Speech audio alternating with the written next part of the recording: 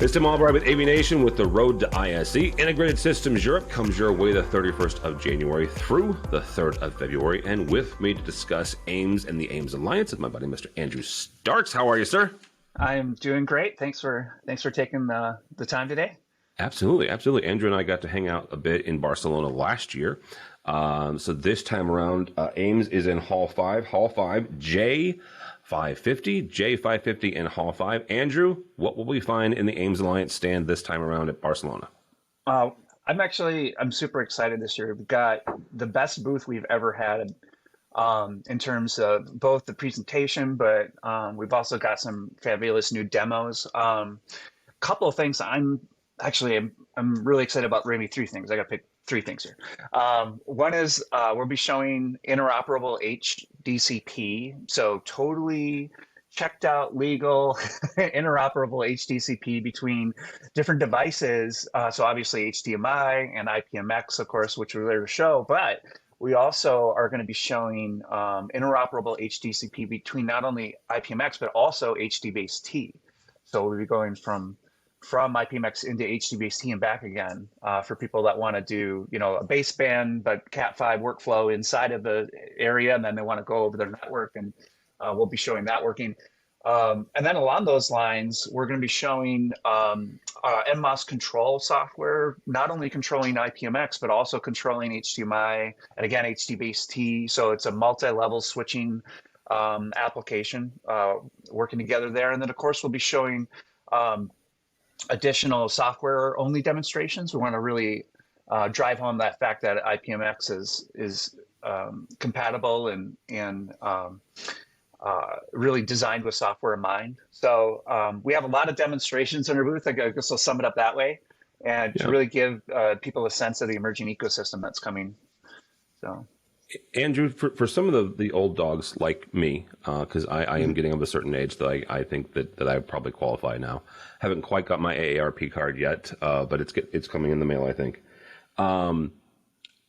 Help us wrap our head around software only demonstrations, because even in the world of soft codecs and software based video switching, right? At some point, I've got to get that video out into the world, right? And I've got a camera somewhere, and it's got a HDMI connector, and it's got an SDI connector somewhere. Talk for a second about what software only demonstrations and what we should expect there. Well, I'm right now we're on a computer right now. We're doing video, so it doesn't sound like that great of a deal, right? But really, what's important to just keep in mind with AV over IP as we talk about and understand it, it's very low latency, very high quality, right? So it's not that you're buffering some information and then sending it out. No, you're sending your video out of your software device as soon as it's ready to go, so that you can keep that latency within, a very tight range. And so, doing that means that the codec, as you mentioned, has to be, friendly to the kinds of software architectures or hardware architectures we find in the software world. So that's, ARM and Intel and multi-core and all that. So the codec and the rules for buffering and how everything is managed really has to be thought of in a software context as well as a hardware context. And so with IPMX, that balance is front and center.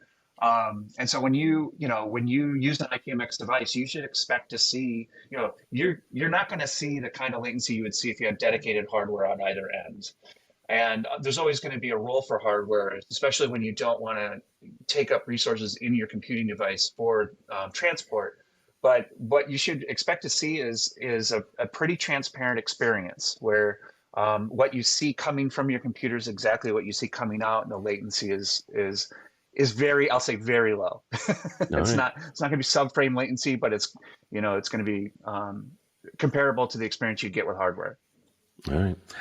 Andrew, you will be at the AIMS stand in Hall 5, J550 in Hall 5, but much like me, Andrew has a day job. He works at Mackinac. Yeah. And you guys also have a stand. So where can we find you there and at ISE? Well, I'll be just right next to it. You can throw a rock from the Ames booth and probably hit the Matnica booth, but please don't do that. It's Well, that's yeah, convenient. Did you do that? yeah. Well, it's all a rich tapestry of uh, of working together. But it's 5E760, and actually, it's just so that I don't have to run too far between the two booths. So No, I understand that because it's a big space, the Fira. yeah, 5E760. If I didn't say that clear enough. All right, Andrew, if somebody is not going to ISE, but they want to follow along with everything that the Ames Alliance will be talking about the week of ISE, how do they do that? Well, there's two ways that I would pick. We try to keep everything on LinkedIn that we're doing, and of course our website at ipmx.io. But I want to invite people. If you go to our ipmx.io website, you'll find a place where you can sign up for our email list. We're a nonprofit. We're not into selling any information or mining your data or anything like that. We keep it to ourselves, and we just have a once a month email that just keeps people updated on where the standard is headed and how we're moving forward with it. And also a gentle invitation to join us as well. So got to put that in there. All right. Andrew Starks, we'll see you at the Ames Alliance booth. Again, Hall 5J550, Hall 5J550. If you don't find Andrew there, ask them where the Mackinac booth is, because that's also where he'll be. For us, for AVNation, go by our website, avnation.tv. That's avnation.tv, and follow along as we also head to Barcelona, 31st of January through the 3rd of February. All that and more at avnation.tv. That's avnation.tv.